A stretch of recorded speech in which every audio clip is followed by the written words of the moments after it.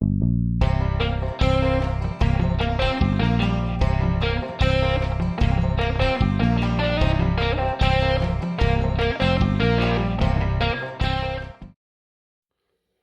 going on, y'all? So today we took Gus Gus to Big O. I've got to go pick him up here in a second. They had to redo the alignment. It wasn't right. He was pulling hard right. I couldn't even let go of the steering wheel. Once we get him home, we have to fix the e-brake cable because I routed the brake cable over the rear brake hose. Then I need to do an oil change, and then Gus Gus will be going off to Gabriel Miller at Winding Road Fabrication to fix the exhaust. And I'll show some pictures with you when we get to that part about the differences in the exhaust systems on these Jeep Cherokees. So let's go ahead and pick up Gus Gus and go from there. Well, we're leaving Big O. They said the alignment was definitely out of whack, so we'll get it back out on the road and see what it does.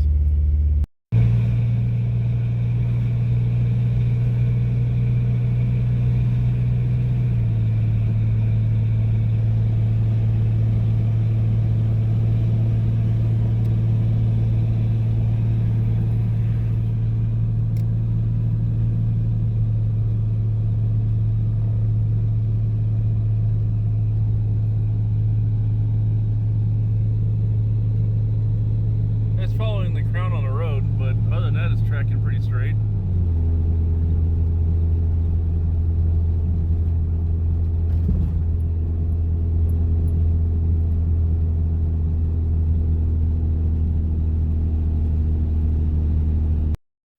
All right, Gus Gus is home. Alignment is good.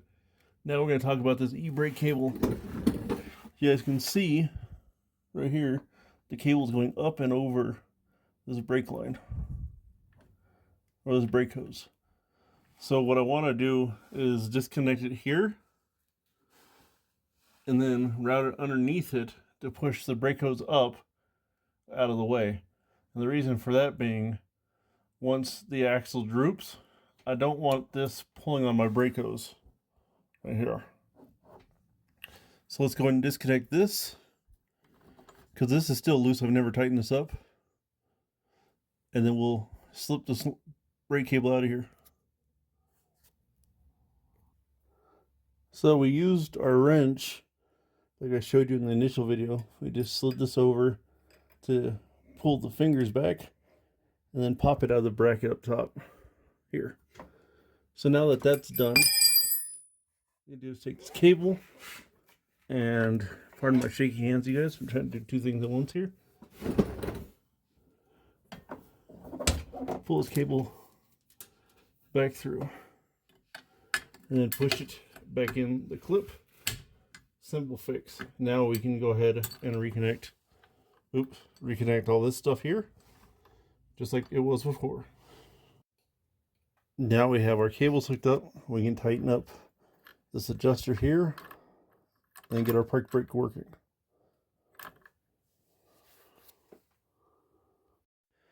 Now the brake cable adjustment is tight. We'll go ahead and mess with it, make sure it's not too tight or too loose, but it's all snugged up for now. Feels pretty good. We can go ahead and start on the next bit, which will be focusing on the front end and getting an oil change. I know we have a leak, but I still want fresh fluid in it. All right, now that the e-brake cable is done, we're gonna get on this oil change. I have some Rotella 10W30 T5 diesel oil and a 1348 Wix filter.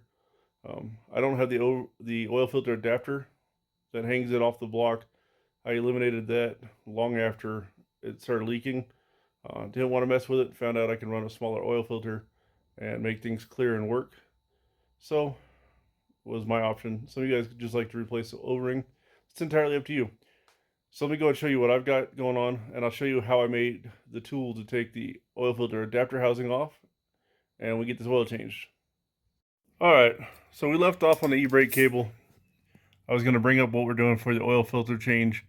I deleted the oil filter housing on Project Gus Gus. Fairly simple. I can't find the adapter to show you guys what the stock one looks like, but I can show you what I did with the Torx bit.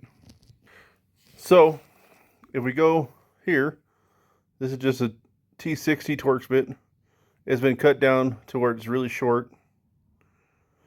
I took this, put it against the bolt that holds the oil filter adapter housing into the block, and then broke it free. So that's just what I did. Now, they use a different filter. The 3614 Fram, I don't believe is the right one, so don't look at this part number. This is just a box I'm using to store parts in. I have the Wix filter sitting right here. I'll go ahead and show you guys that. This is the new filter that's required once you take off that oil filter adapter housing. It's a Wix 5134-8. Smaller than the stock one, but it fits right in there. So I can get my light in here for you guys.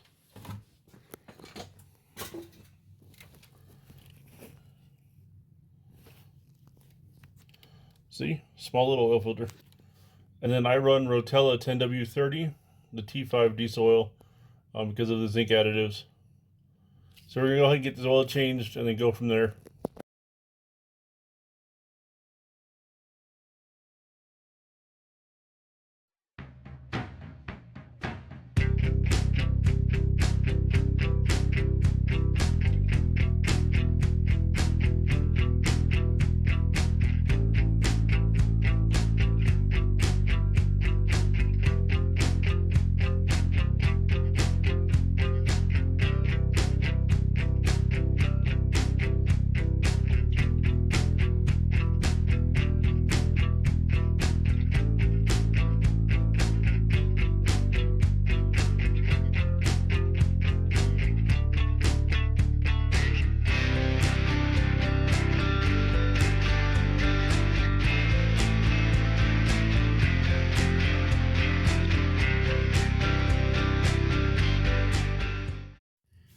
So we have the oil drained. We'll go back up top, pull the filter.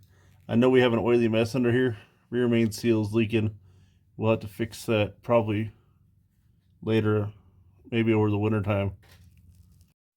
Alright, so the new oil filter is sitting here. Went ahead and put some oil around the O-ring. Go ahead and screw this on the block, and then 6 quarts of oil. Alright, so with the oil change done, we're going to go ahead and mock up a Rotopax gas can on the side windows, because I don't have a back window. I just have steel plates. So let me go ahead and show you that. Here we have our affordable off-road window blanks. I've had these for a couple years. What I'm going to do is mount this Rotopax unit in here like this. And they do make recessed boxes, but I didn't want it to protrude near the kids' heads.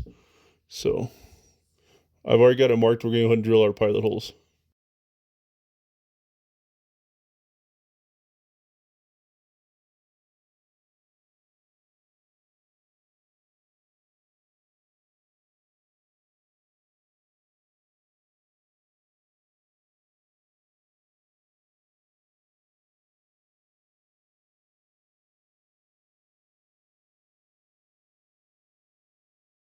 So here we have the Rotopax mount. We drilled out all 4 holes, so that way we could fit the new Allen bolts through it. We'll go ahead and get this put back together and get it back on the Jeep. Here we have 2 gallons of fuel now mounted to the side of the Jeep. This came off Pony Express. It was on there when we bought it, and I just didn't like the way it looked. So we went ahead and mounted it up on the Jeep. Yes.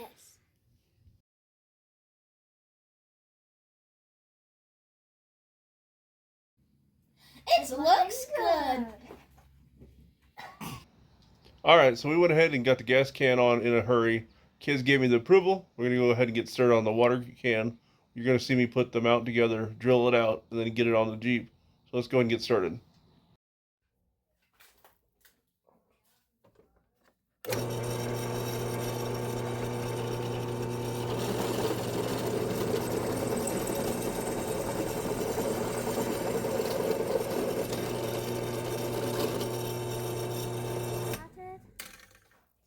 We got this. Mm-hmm.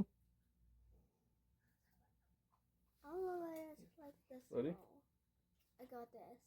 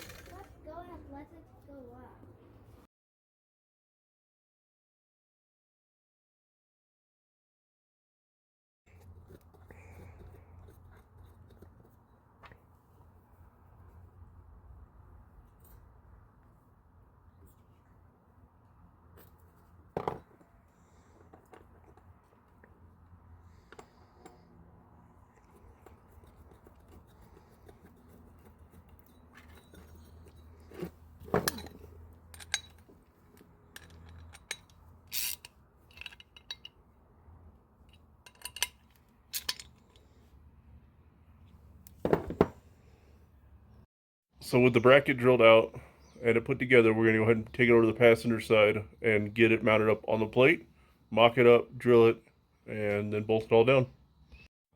You guys can see I have my scratch marks where I need to get the bracket mounted. I'm gonna drill one hole first, get the bolt through it, double check everything else, and then go from there. So we're double checking the mount for this. Put a dot here, just so I can make sure where it's at. And then I gotta switch over to this side and do the same thing.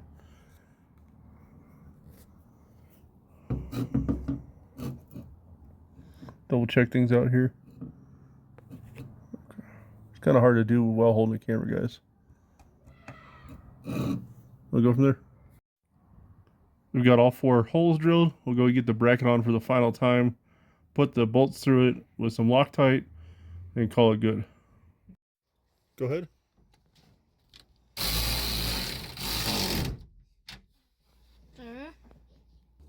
Go ahead. Okay, so here.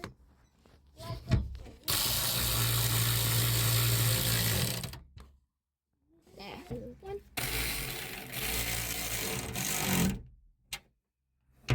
Is it loose? Now we have our bracket bolted down. We can put the roto packs on it and go from there. So here's the finished 2-gallon water jug install. Set up just like the gas can, same orientation. That way we match both sides.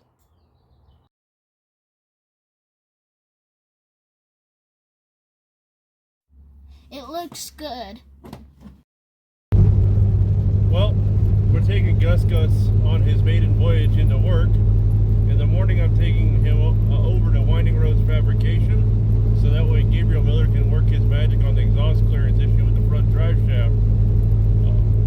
There is a difference in 2000 and 2001. They ran a longer exhaust manifold. 99 and down had a shorter manifold, and there's also differences in the head pipes. So I'll end up showing you guys the differences. I have some still shots with some side-by-side comparisons, but I just wanted to say doing this knockout of the to-do list before we go wheeling has been fun. Definitely driving him is a unique experience compared to the Bronco. Every vehicle I drive is different, but Gus Gus is always so touchy.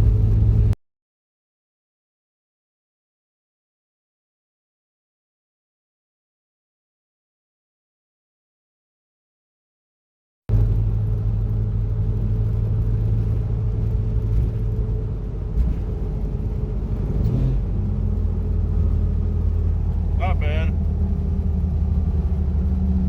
I'm off the throttle now, but we were rolling 60 at like 2,000 RPM.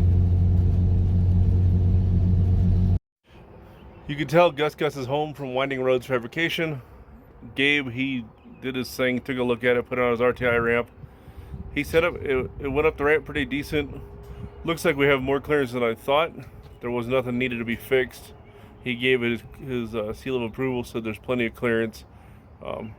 We can only chalk it up to maybe my point of view when I was looking at it, made it look tighter than it really was. So, only testing it will tell. Probably one of the next videos we put out will be checking out Rainbow Falls, taking it on its maiden voyage again. So, thanks for watching, all. God bless, take care, and if you like what you saw, click the like and subscribe button. Thank you.